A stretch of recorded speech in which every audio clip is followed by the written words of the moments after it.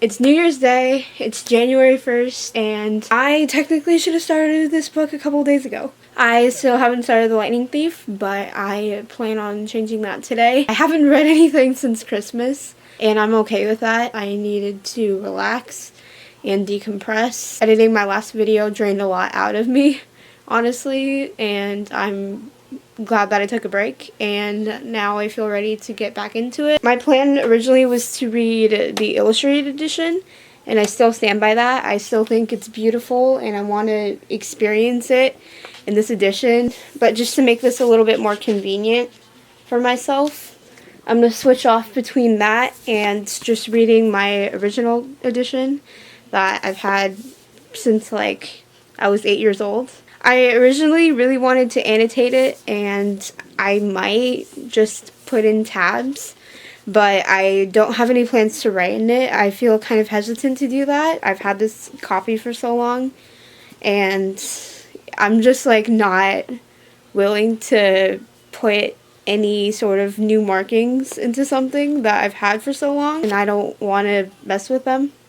So I'm not going to do that, but maybe in the future I'll get a nicer edition of them, like the newer editions, and then like transfer any notes I have into those editions. But yeah, I honestly just see myself putting in tabs and like sticky notes, but I really don't want to write in them, which is fine by me, and I'm just going to keep it that way. And yeah, I'm going to start it tonight, and I'm going to let you guys know my thoughts. I'll probably though start with this edition, but like I can't carry that edition around everywhere, so I'm going to switch to this one as needed. But yeah, I'm going to start The Lightning Thief. I'm really excited for it, and I can't wait to share my thoughts with you guys. Okay, I'm not going to show it, but like I like opened up the front cover of this one, and like I said, it's been like 10 years, and I actually wrote my name in it in pencil, and I wrote like my address, my old address, and I wrote what grade I was in, what teacher I had, and I didn't know that was in here. My handwriting is just a mess, and yeah, it's crazy. I got my first copy of a Percy Jackson book when I was in 4th grade. This is going to be a lot of nostalgia, and it'll be nice to return to this world. So I'm going to actually, like, I can't start it now. I'm going to be leaving in a few minutes, and I'll check in with you guys later. I'm going to the movies and maybe book shopping, maybe, and I'll let you know how it goes with the beginning of the book.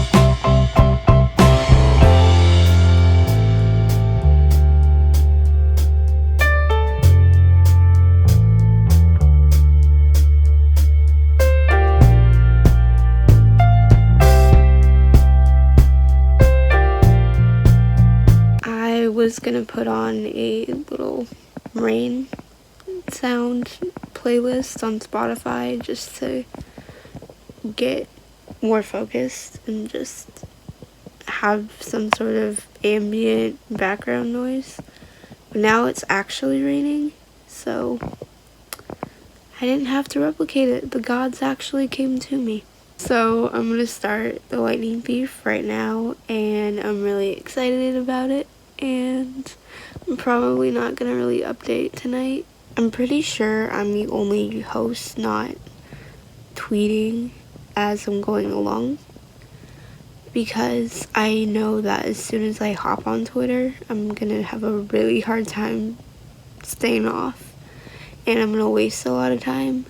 So I'm not gonna do that, and I'm just gonna kind of channel that energy into this video, and just all of my thoughts are gonna be in here. Okay, let's dive in for real this time.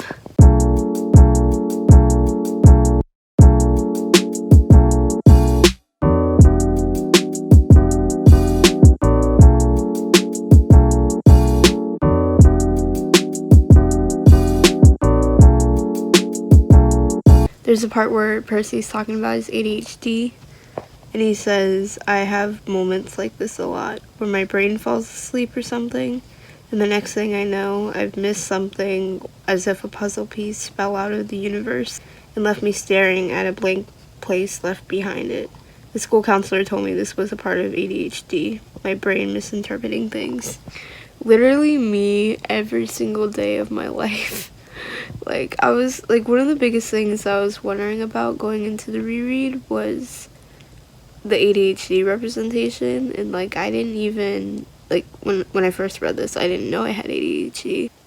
I've just been really curious to see any parallels between me and Percy, and right off the bat, we're already pretty similar, honestly, so that's pretty cool. And yeah, he really hit the nail on the head with that one. That's exactly how I feel every day.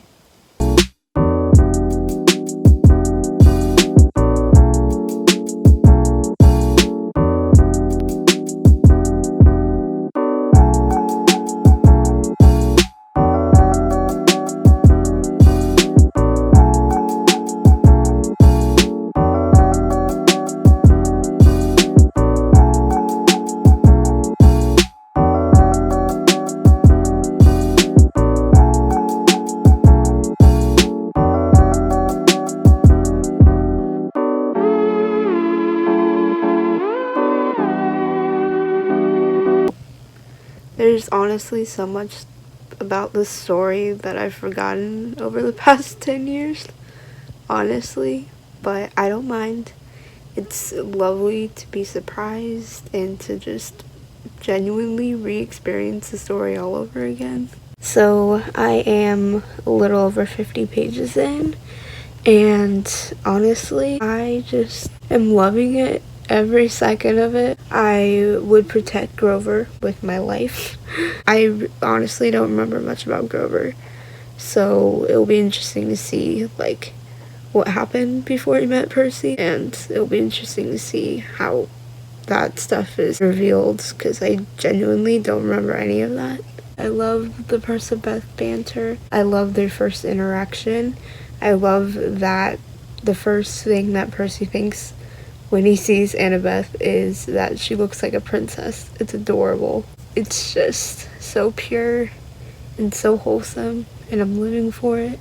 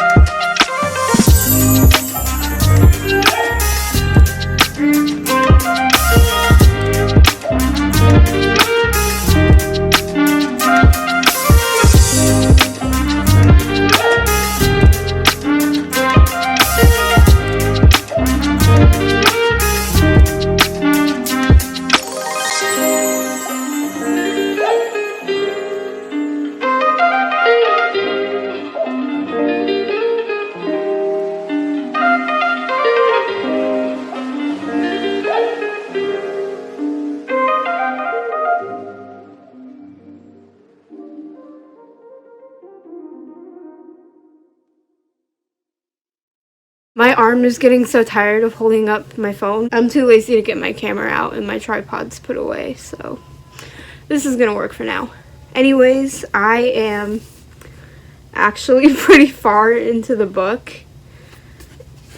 Once the plot picks up, it's very easy to fall back into the story, and just like as soon as they started the quest, it was so easy to fall back into the story and remember things, and yet there are still parts of the story that I completely don't remember, and it's just a pleasant surprise to get to those parts of the story. And the Percy banter is giving me life. It's adorable, and I can't wait to see how their relationship develops. Also, I just like want to take a second to kind of appreciate how authentic Percy's voice is, and just like his personality, and just like how Rick is able to perfectly encapsulate a 12-year-old. He's impulsive, he says what's on his mind, he's really funny and sassy, and Percy's just a very likable person.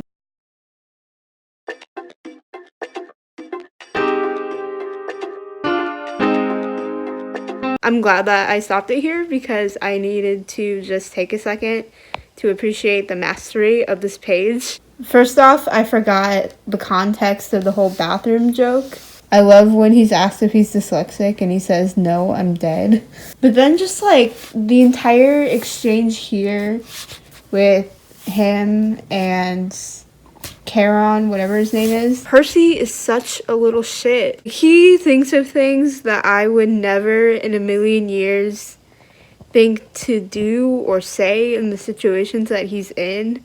And like people always paint him in like memes and stuff to be this really stupid kid who can't take anything seriously, and if anything, like situations like these show how much he is capable of, and just like how much he can accomplish when he really feels that the situation is dire and he needs to do something quick. He's very good at thinking on his feet and getting Grover and Annabeth out of life or death situations, and himself out of life or death situations. I just appreciate Percy more and more, and it just annoys me when people don't give him credit when he deserves so much credit. Just like in general, this book has a lot of nuance in the themes explored, and it just really has something for everybody to take away. Just like reading the scene with Percy and Grover and Annabeth in the underworld, it's just a whole different feeling because they're just floating in this river of broken dreams and unfulfilled wishes, and it's depressing and it really makes you think. I don't want to get sad here, but it just really has you thinking about what you want to prioritize in life. This book is just so deep on levels that I didn't anticipate. I'm literally in the last, 30 pages, and so like I knew the plot twist, like the big plot twist, because when I first read it, like it was my first time really, I guess, reading something with a major plot twist, and my little 4th grade brain was just fried. And yeah, I never forgot it, but the surprise mini plot twist before that big reveal, I completely forgot about. So when it happened, I was very surprised, and I just for a solid minute was just trying to process it and how it's possible. I genuinely did not think that I would be surprised by anything in terms of the actual story. I genuinely thought that I had the entire ending figured out, and somehow I missed such an integral part of it, and a part of it that made it so that the actual reveal was more shocking. I knew the story, but I was still surprised. And yeah, I'm happy with that. I'm really happy with that.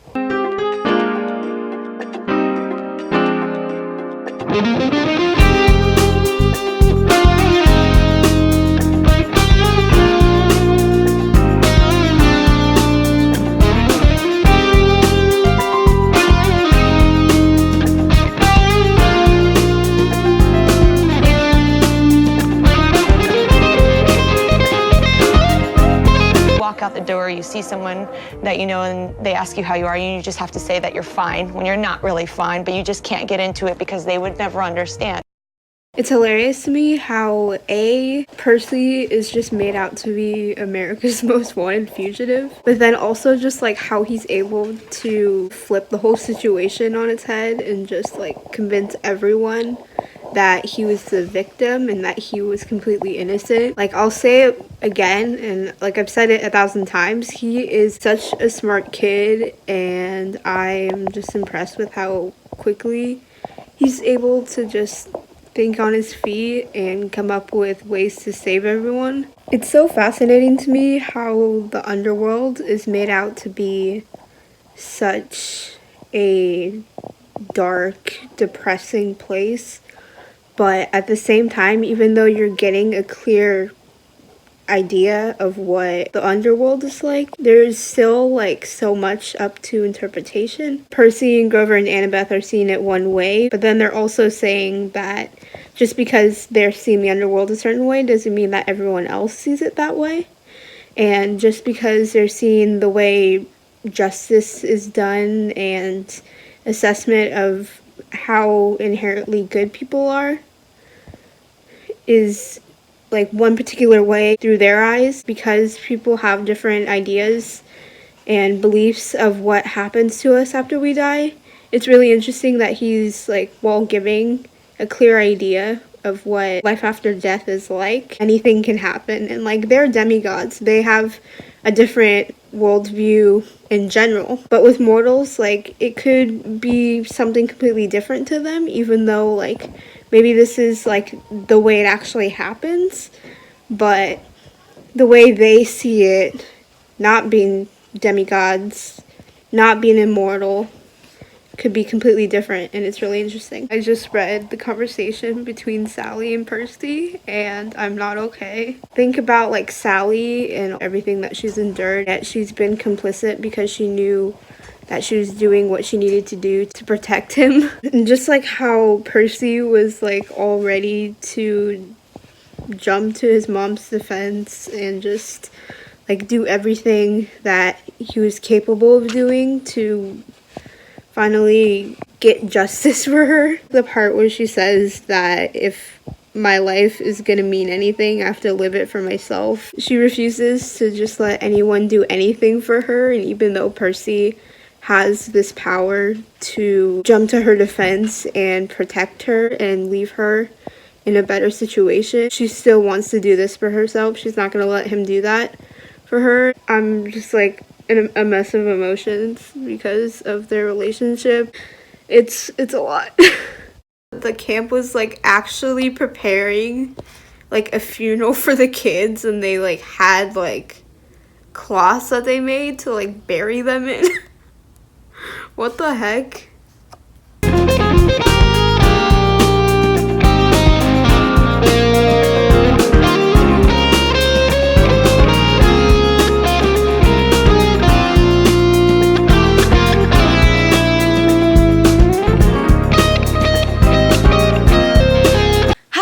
So, I finished Percy Jackson and the Lightning Thief. You already know I was going to give it 5 out of 5 stars, and it was a very, very well-deserved 5 out of 5. When I first read this series, I was so immersed in it, and when I first read it, felt very much like I was alongside them on this journey. It's a very different experience, but there's still parallels between my experience with it then and now. There are definitely A lot of things that I picked up on now that I did not pick up on when I first read it. Returning to it felt like I was coming home, and it was just a very, very nostalgia-filled experience, and I am so happy that I started 2020 with something that brought back a lot of good memories. After all this time, there are a lot of things that I have a renewed appreciation for, but then there are also things that I did not pick up on originally. I was only 9 years old, so there's a lot of things that flew over my head. The first thing that really impressed me was just how timeless it is. The themes, Percy's experiences, the world that it's set in, the writing, just everything about it. This series appeals to such a broad audience, and honestly,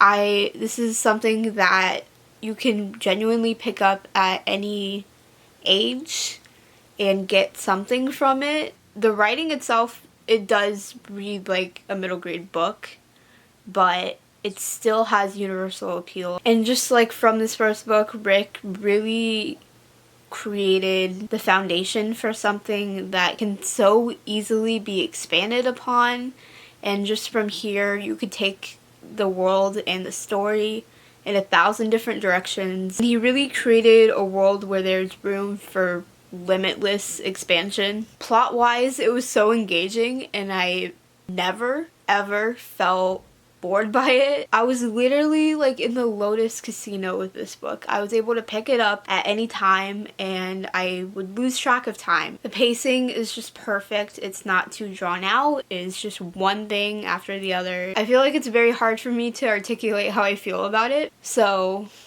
I'm gonna try to be a little bit more creative with my videos because I just really enjoyed it, and I feel like there's not much I can say because the story's just beginning.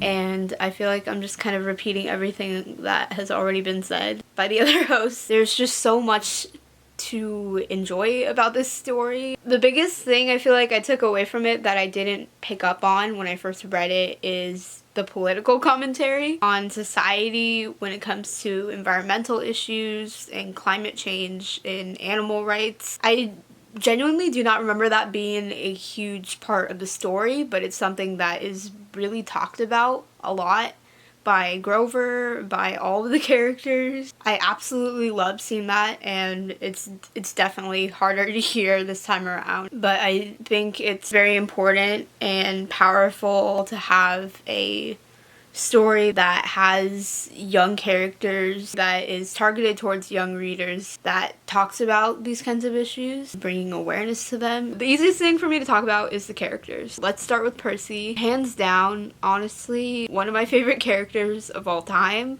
If I was like ranking characters that I love, he would definitely be in the top 5. Some of the things that I really admire about him are that he will do absolutely anything for the people that he loves. He does not take shit from anyone. He's incredibly stubborn. He's so sassy. He's so sarcastic. And none of that changes because of his godly parentage, because of his powers. Percy had every right to have a very inflated ego, and he doesn't. All of this opportunity for glory, and he doesn't give a crap about any of it. He just wants to fit in. He just wants to be normal. He just wants people to like him. Both then and now, from the first page to the last page, Percy has always felt so real and so genuine. We don't see nearly as much development of Annabeth or with Grover, but we still are given the foundation of their development later on, and you still get a solid sense of their dynamic with their friendship. Honestly, when you're so used to reading characters that go behind each other's backs and lie and hide secrets from each other, it's really refreshing to go into a series with a main friendship dynamic that is very pure and wholesome, and where there's good communication and where everyone's really open and honest with each other. Even like when Percy wants to keep secrets from Grover and Annabeth, he really doesn't do it for long. He can actually trust them, And it just kind of breaks me because the reason why he doesn't want to be honest in the first place is because he doesn't want to jeopardize relationships. I'm really excited to see what happens now, and I feel like I'm going to be surprised in a lot of ways, and that's going to be really fun. Real quick, I just wanted to sort of just talk about what it was like reading the illustrated edition. So I really had fun with it. I think that it is gorgeous. The painting is so detailed, and I feel like it really captures the way I have always pictured the series in my mind. My favorites and the ones that are just like spot on how I imagine the characters are Luke, Aries. Aries just kind of looks the same, like no matter what. I feel like you can't really picture Aries as anything other than just like the way he looks. Grover and Annabeth. Honestly, I feel like all the characters are pretty well done except for Percy. I feel like Percy looks kind of a little bit different in each illustration, and like he shifts from like looking his age to looking younger. If I had to pick a favorite illustration, it would definitely be the cover alone. It's so beautiful and I love the colors. But if I had to like pick one that was actually inside the book, the creatures that are like attacking Percy and Grover and Annabeth, because I was never really able to imagine how they looked. Okay, this one's not my favorite, but the Oracle, I don't even know what to make of that, but I mean, it's pretty spot on. I love the ones of Zeus and Poseidon. I really don't know what else to say other than if you stuck it out with me for this long, thank you guys for watching. Be sure to watch the other host videos because they're 1,000 times better than this one. And yeah, I can't wait to talk the Sea of Monsters with you guys, and I can't wait to hear more of your thoughts. I can't wait to wrap this all up and talk about the series as a whole. I can't wait to explore the series deeper. So that's it. Thank you guys for watching, and I will see you soon in another video. Bye.